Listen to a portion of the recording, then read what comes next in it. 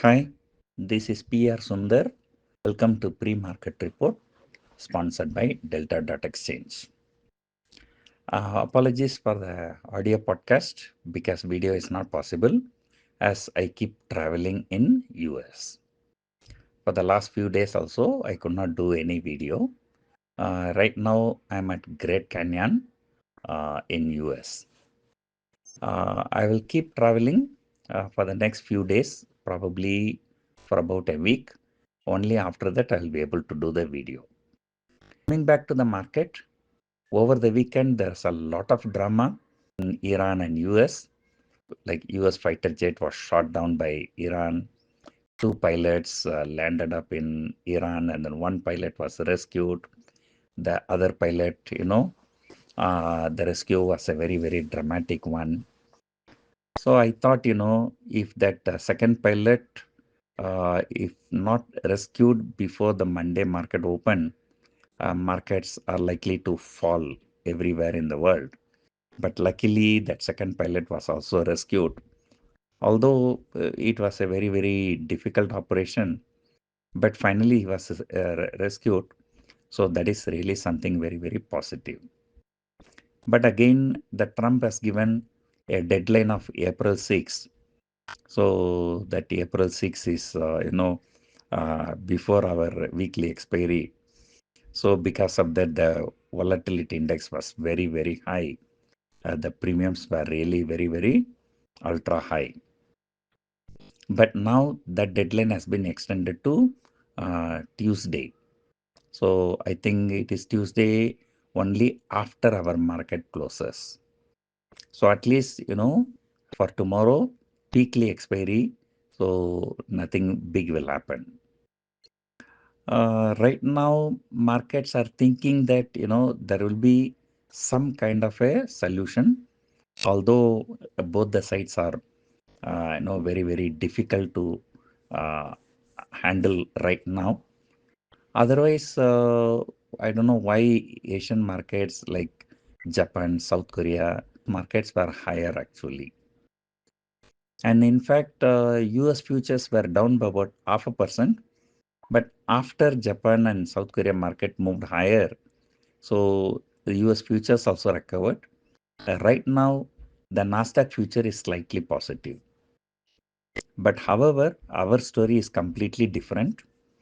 And the markets were shooting up like anything. Sensex shot up nearly 2000 points from day's low to day's high on Friday. But still on that day also, FIAs were net sellers for about 8,000 crores. So FIAs are selling left, right, and center.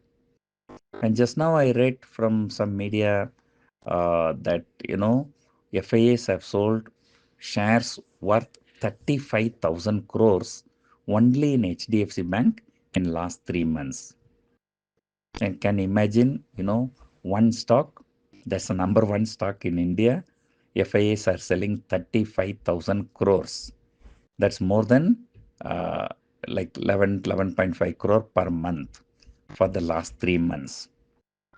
Then, equally bad must be others also like ICICI Bank, Reliance Industries, and many other blue chip stocks.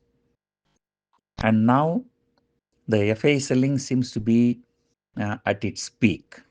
So they seems to be selling at least 1 billion every day, right? Selling 1 billion in 1 month was very, very big those days. Now they're selling 1 billion in one day. So because of that, the GIF Nifty is indicating about, 150 point down only. But we do not know when the market opens, who knows? As long as the global cues are good, so there might be some kind of a recovery.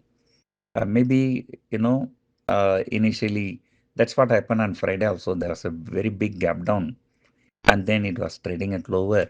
Then slowly, gradually, markets recovered. So who knows? Markets may recover. It all depends upon where the rupee is going to open because Friday rupee appreciated. So that was one of the major reasons. But the bulls must be very, very happy if Nifty crosses 23,000 on the higher side. at least by the end of April. So I've been telling you that the range is 22,000 to 23,500.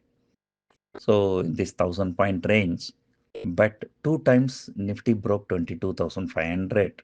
That is, I think both the time Nifty did not close below 22,500. Especially Thursday was a very, very dramatic move. And Sensex options, 10 rupees options were going to 700 rupees, that kind of a thing. So Thursday, it was a very, very bad day. I also faced huge losses. I think the way I'm making losses, I might take few months to recover those losses. Markets are just too volatile. So maybe I thought maybe I have to stop trading until this US-Iran issue gets over. But those positions which have already been taken are in big losses. So we have to firefight it, you know. So that is how things. And moreover, I'm also traveling in US. So the whole night I have to sit down and trade.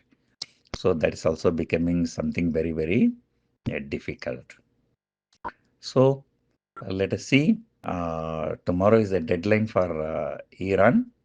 And, I think the demands from the American side also seems to have diluted. Now I think America is looking for a chance to withdraw. So now they are saying, at least open the Straits of Hormuz.